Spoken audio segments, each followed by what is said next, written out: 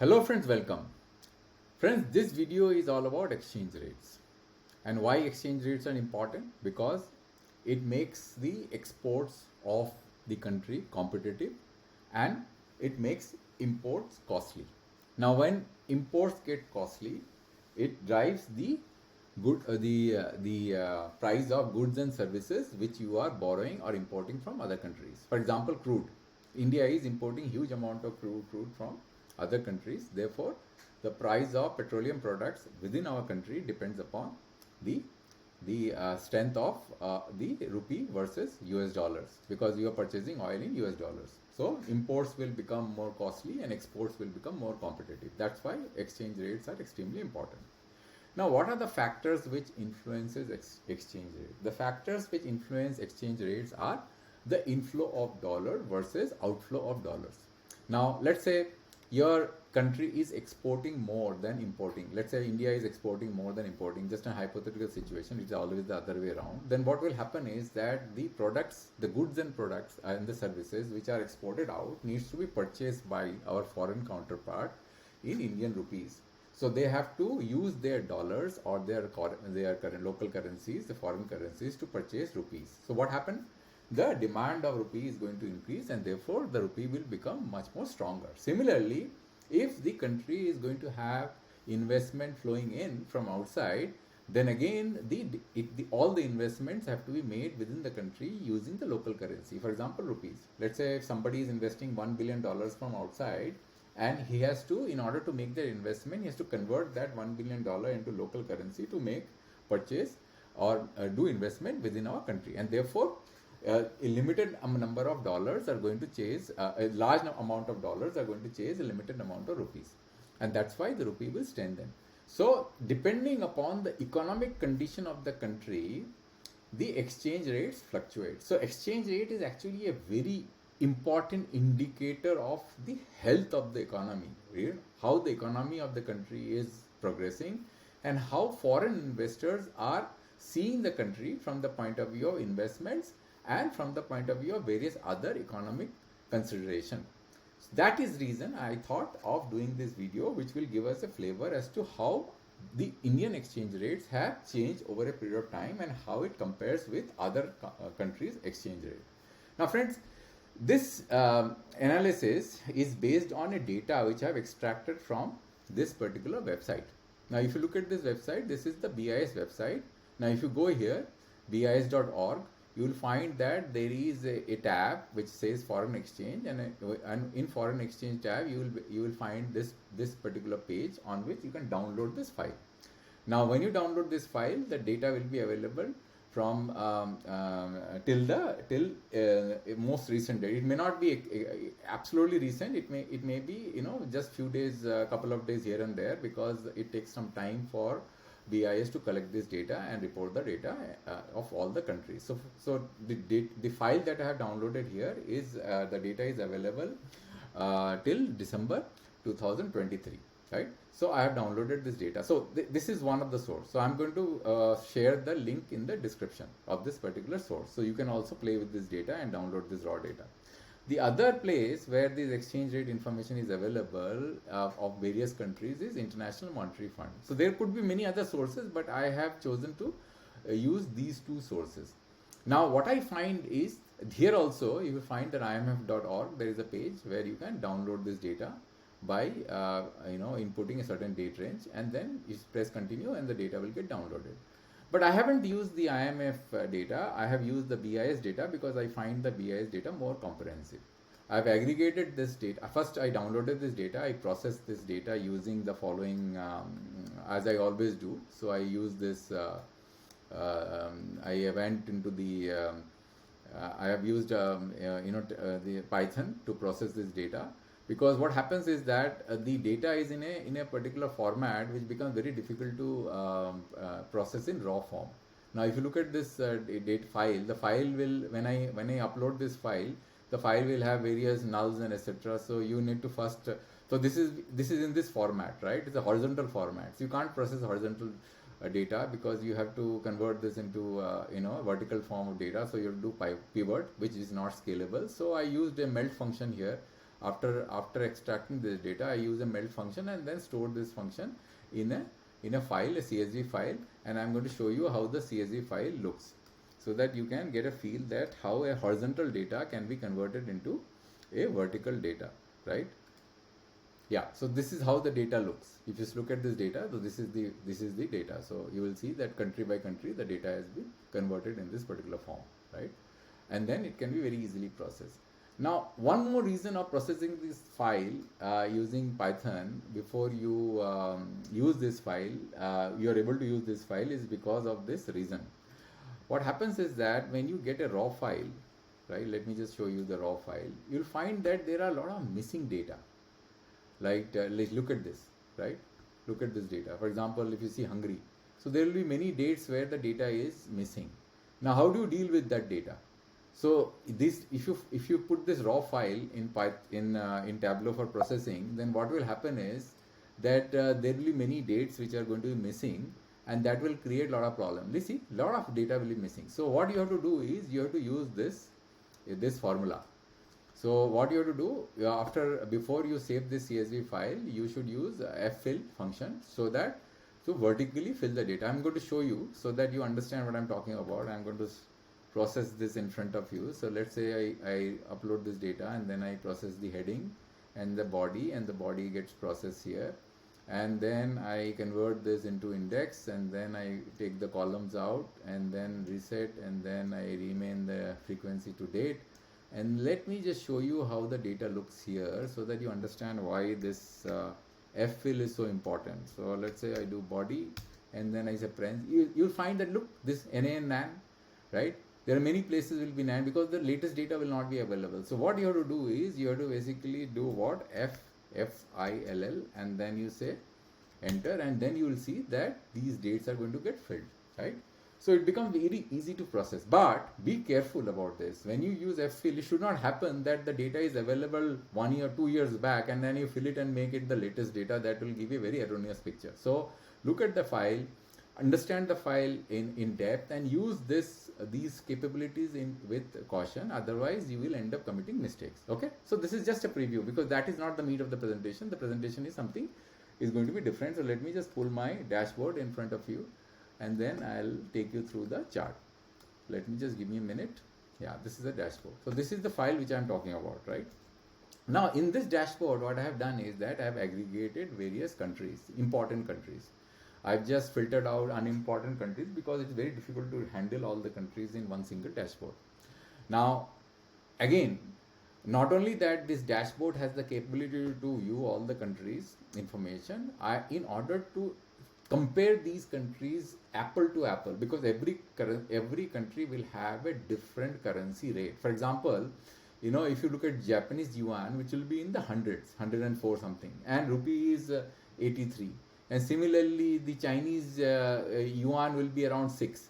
So you can't compare these numbers, apple to apple, by plotting it in a dashboard or in a heat map. So what you have to do is that in order to make the comparison, you have to put a reference rate. Means you have to nail everything down in the beginning of the window as a one chosen reference rate, and then plot the change. That is the percentage change. Then only you will be able to compare the currencies. Otherwise, you won't be able to compare it, right? So what I have done is so why I am basically showing you all this thing is that it's not about data. It is also about me giving you a little bit of tips as to when you do this yourself, how you can yourself efficiently do it rather than depending on others. So these are I'm going to use this opportunity to also talk to you about how I am processing the data myself, and then based on the discussion, you can also share your feedback or anything that you have learned over the period of time. So what I have done is I have chosen a reference. Now if you look at this particular formula, you will find that this reference is an LOD function, and it gives the start of the window, right? Now, since this is not a Tableau presentation, I'm just giving you a flavor, and if anybody is interested, they can ping me directly. So I'm going to show you. So this reference rate, what I have taken, which is the start of the window, and then what I'm doing, I'm calculating the changes rate. So how I'm calculating? I'm calculating the change rate, a simple formula, the rate minus chosen reference divided by chosen rate. That's simple. And now it becomes very easy to compare these currencies. Otherwise, it is not possible to compare the currency. Then I'm using a variable time window axis, which can be quarter, which can be year, anything that you can choose from, right? And then you can change the time window, we make it 20 or whatever numbers that you want. So the number of units that you want to view, we can get changed. So currently I put it 25, right? Now let's look at the main presentation. Now let's go to the dashboard. Now I have chosen a time metric as year, right? And number of time units is 25. So starting from FY 2000 till FY 24. Let me just take my face out of the picture. So FY 24. So here what picture is emerging? Picture is emerging is that the Indian currency, let's go first look at India. India was 43.45 start of the window, that is before the start of FY 2000. It was 43.4 versus $1 US. Now look at this. By end of FY 24 means the latest data which is available 15th of December, India is 83.08, which is 91.2% depreciation of currency. Similarly, Russia, it was the beginning period was how much? It was 26.77 rubles versus $1. Now it is what? Now it is 89.67, which is a 235 percentage drop of depreciation. Now Switzerland, if you see, it was 1.59 at the start of the period. Now it is what? It is at 45% up, which is 0.87. So Switzerland currency has appreciated. Similarly, Singapore currency has appreciated. New Zealand has appreciated. Even China, look at China. China at the start of the period was 8.12. Now China is what? China at the end of this period was 7.11. So China also has appreciated versus US dollar, right? So Japan, see, Japan, it was at the beginning of the window was 102.42. Now if you see at the end of the period is 141.74. It has depreciated. So the main countries which has depreciated, which is actually of importance and where we look at it with a lot of interest, is Japan, then India, then Russia, Indonesia, Brazil. All the countries have depreciated. Now India is ahead of Japan as far as depreciation is concerned. Even Philippines has depreciated by 36.1% versus what it was in the beginning, right? Pound has depreciated by 25.5%. Malaysian currency has depreciated. So, but India has depreciated significantly more. Only countries which are behind, which are ahead of India as far as depreciation is concerned, is Indonesia. Indonesia has depreciated significantly. See, 113.2% versus what it was in the beginning of this window.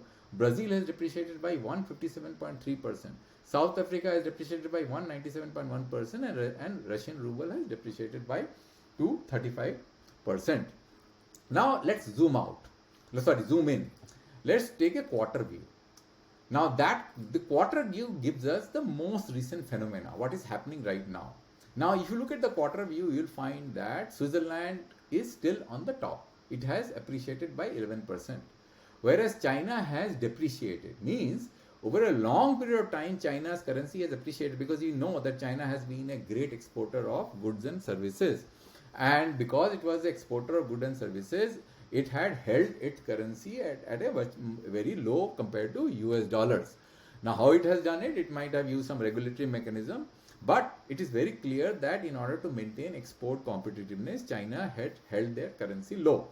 Now over a period of time, it is impossible to hold the currency low where your balance of trade actually becomes in your favor. Means you are earning more US dollar versus the amount of RMBs that you are spending. So you can't hold your currency for an infinite period of time at a very low level, and that is being demonstrated clearly here. You see, the currency has appreciated by 8.2%, depreciated by 8.2%, right? Now let's go 25 quarters back in time, because this is 25 quarters, FY18 Q3 till FY24 Q3. Let's go 25 quarters back in time and see how the situation has changed. Now if you see, China, the depreciation has been low. Means China's depreciation of the US currency has been higher within the last 25 quarters, much more. Let's go again and see what the situation is. The China's depreciation of its currency has been significantly more within this window period of 25 quarters. Let's look at India, right? India's depreciation has been 30%, 29.2% within this window of last 25 quarters, right? And Russia's depreciation has been 54.7%. Brazil is 50.7%. Now let's go back, back in time by 25 quarters and see what is happening. So it is basically FY12 Q2 till FY18 Q2.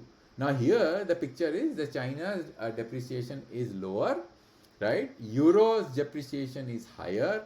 India is still depreciating very high. Look, India is 39.8%. Japan depreciation is higher than India. Very, very interesting. And then South Africa depreciation is 87.3%. Brazil is still Brazil and Russia is still the bottom of this dashboard, is this chart. Now let's go back by 50 quarters back in time and see what the situation is. Now if I go 50 quarters back in time, it is very interesting situation. Look, Brazilian currency actually appreciated. So 2006 till 2012 it was appreciating, right? It's very, very interesting. Switzerland is below Brazil. So Brazil economy was very different in this particular period of time from FY16, FY6 to FY12, right? Now China, where was China? China also did appreciate. Look, they were great exporters at that particular point of time, in that particular period of time. China have been exporting since 2000, right? So this clearly demonstrates that China was enjoying cheap currency, and China basically was the China's currencies was no, sorry. Let me take my words back. It is not not an indication. China actually currency appreciated, which basically means it became stronger as compared to dollar, right? And then let's go back in time. So my mistake, let's go back in time by 25 quarter. Now it has depreciated, right, compared to US dollar, right? Look at this. It was 6.38. Now the current rate has now it is what? It is 6.56. So the currency has depreciated now. At that particular point of time, in that period, that is in this particular period, the currency actually appreciated, which means that the currency was appreciating from. So it appreciated. So let me give you another way to look into this. Rather than looking in this chart, let's look at this chart, which will give a very good picture. So let's see. I'm going to basically take the year metrics, and I'm going to choose China. I'm going to just choose China. I'll just not just a minute. I'm going to choose China and see how Chinese currency has behaved over a period of time. So what happened was the Chinese currency versus US dollar. What happened, right? It appreciated, then depreciated, then it again depreciated, and then again it appreciated. So basically, from the beginning, from FY 2006, right, the currency was held almost at par with US dollar. Then what happened? It started it started appreciating. Look at this current rate versus reference rate, and it went up to 2014. The currency appreciated significantly higher. It reached a peak, and then it is now going down, and then it again appreciated. So point is the following, right?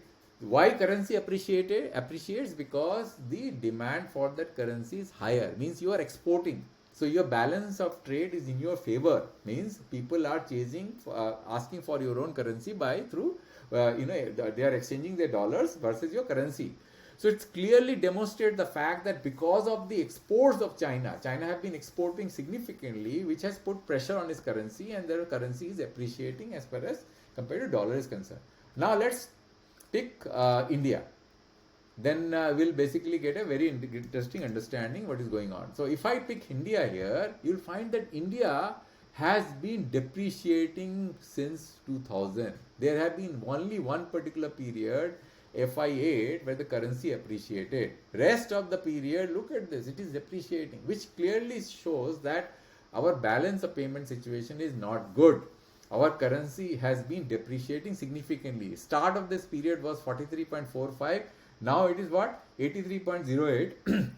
The currency has depreciated by more than 91%. Right? Now let's pick up another country, let's say Japan, right? And see what is happening in Japanese currency. So Japan. So if I do Japan, you'll find Japanese also shown a very interesting trend. So in some period from FY 2000 till FY7, the currency depreciated, then it appreciated, then again it has started depreciating. So it's like a ping pong situation. So what does it tell about Japanese economy? The Japanese economy, it tells that in the beginning period, the Japanese currency was.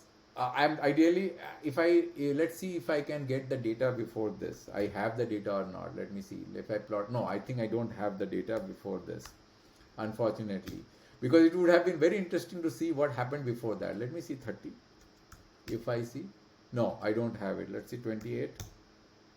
No, I don't have it. So I have data since starting 2000. So I really don't know what the situation was. Maybe the currency was flat, but it clearly shows that the economy is going up and down. In FY11, if the currency appreciated by 20%, then 19%, then 7%, 10.4% in FY13. Now it is in downward trend. It is depreciating. Either it is because that there are the economic condition of the country is slightly going a little bit of change compared to what it was in the beginning part of the currency. See, look, if the currency depreciate, the exports will become competitive, right? It's very clear, because if your exporters are going to earn more Japanese yen versus the dollars that they are earning from outside, because when you are converting the dollars, what you are earning through exports, then you will be able to get paid more in yuans. So definitely, it may be the sign that the economic condition is becoming better, than exports are going to go, there must be some trigger which is happening in the economy. But there is definitely the character of the economy has changed over a period of time, right? Starting it is depreciated, then it appreciated, then it is now depreciating again. Let's look at another country, I think Russia. Let's look at Russia, which will also give a very interesting view as to what is going on in Russia. Now, if I pick Russia, Russia is also a very interesting. See, look, Russian currency was held almost stable till FY14. After that, there has been a significant depreciation. Look, it has depreciated by 235 points. Now, because of all the problems that Russia is facing, right? It is depreciating. But let's look at Russian currency from let's zoom in and see how the Russian currency has behaved over a shorter window period, because it is important to see, because of the war there have been a lot of sanctions. Now you will find that momentarily, interestingly, in the beginning part of the war, the currency appreciated. See, here the currency appreciated, where if you recall, a lot of excitement was there. The currency actually appreciated. Now, if you look at this particular rate, it is 58.61. The currency actually was held almost at that level, and people were saying that Russia actually was able to maintain its economy. I don't know how, because the number of Russian rubles, right, was not getting exchanged, so the volumes were very low. So it's very difficult to say what happened in this particular period. But later, if you see, the currency has started depreciating again. Now it is back to again at the level of 100, 90.74, right? So the character of the economy has changed. Now if I go back in time on Russia and see what happened in Russia, see, Russia is perpetually depreciating, and it depreciated maximum, right, in FY16 Q3, and then after that the currency has appreciated a little bit, right? Maximum depreciation happened in FY16 Q3. I think there was some problem with their oil payments and everything. Their oil business was facing a lot of international pressure. I think because of that, the currency actually had this issue. We can look at Brazil now. Let's look at Brazil. Now, if you look at Brazil, you'll find that the Brazilian currency also behaved. So I'll just take China out and then look at Russia out. So Brazil also has behaved similarly. Now if I plot, because Brazil is seen as a developing country, and if I plot Brazil versus India, and let's see what kind of situation that we see, it's almost similar. See, Brazil, it was 1.6 the reference rate. Now the reference rate is 3.113. So depreciation is 95.4% within this 25 let's do 0. Let's look at the recent time. Now, if you look at the recent time, there has been a depreciation of 50%. This 25 quarters, right, from FY18 Q3 till FY24 Q3. Now, India, the reference rate was 64.5, so there is there is less depreciation as far as India is concerned. So what I think we can conclude from here, that India's, as far as the pressure on India rupees has been much lower as far as Russia is concerned. So the important countries which has faced a lot of pressure in the recent year is Brazil, Russia, South Africa, Mauritius, Norway, Japan, and then India. India is at a higher level as far as the depreciation is concerned compared to these countries, right? But strangely, countries like Thailand, they have done well. Europe, let's look at Euro and see what the situation is as far as Euro is concerned. I'll just take everything out, and then I'll put Euro there. So let's do Euro. So if I do Euro, you will find that there have been a period of appreciation. Let's do an yearly time frame and see what the situation is as far as Euro is concerned. So if I do yearly, there was a period of depreciation then from FY 2003 till the end. The European currency actually has been appreciating. There have been significant appreciation which happened in 2008, 2014, but now there is an appreciation, but that is not that significant. Now the reference rate, the start of the period was 0.99, the current rate is 0.91 versus 1 USD, right? So that is what the Euro situation is. Now I don't think, because there is already a lot of time has passed in this video, I don't want to take much more time, but I just want to give you a conclusory remark. Look, this is important. Managing and looking at this metric is important. If you are an economist or a student or anybody, it is important to look at this metric and see how the currency is behaving over a period of time, because it tells a lot of story and gives a lot of insight as to how the economy is behaving.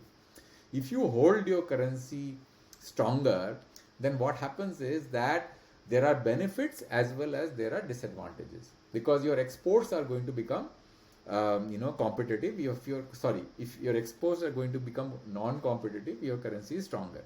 But unfortunately for India, even though the currency has depreciated, from an export point of view, we are not doing so well. So that's a matter of concern which we have to take into consideration. We have to do some introspection and figure out what is going on as far as India is concerned. When the currency is depreciating so fast, why our exports are not picking up? Because exports matter a lot as far as GDP growth is concerned. If you are importing and your currency is also not becoming weaker, then from a dollar point of view, your GDP is going to shrink, because the economy from a GDP from a dollar point of view depends upon two factors. One is nominal value of your GDP in local currency, and the strength of the dollar or the rate of the dollar versus the local currency. So if your dollar rate goes up, a dollar appreciates, and your GDP does not rise, then your GDP in dollars is going to get depressed. So you are not going to meet your objective of the $5 trillion economy that we are looking at, right? So that is very, very important. So this is exactly what I wanted to give these viewers a picture where we are as far as currency is concerned and what are the trends.